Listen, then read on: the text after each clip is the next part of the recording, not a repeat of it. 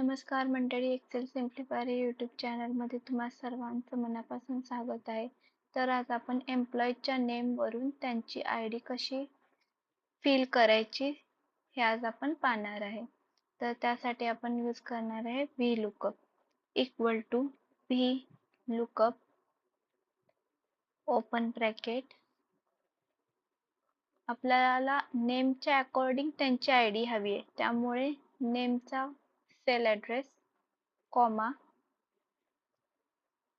Table array म्हणजेच A to B. मी पूर्ण टेबल सिलेक्ट करते, comma column index number 2, comma false आहे त्यामुळे 0 ब्रॅकेट क्लोज, एंटर.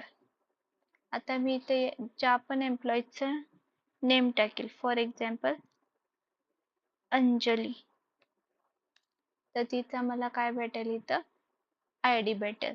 आता फॉर एक्झाम्पल मी इथे सगळ्यांची नावं टाकले, काजल,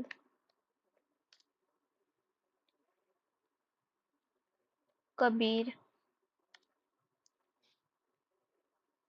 प्रीती, अनिकेत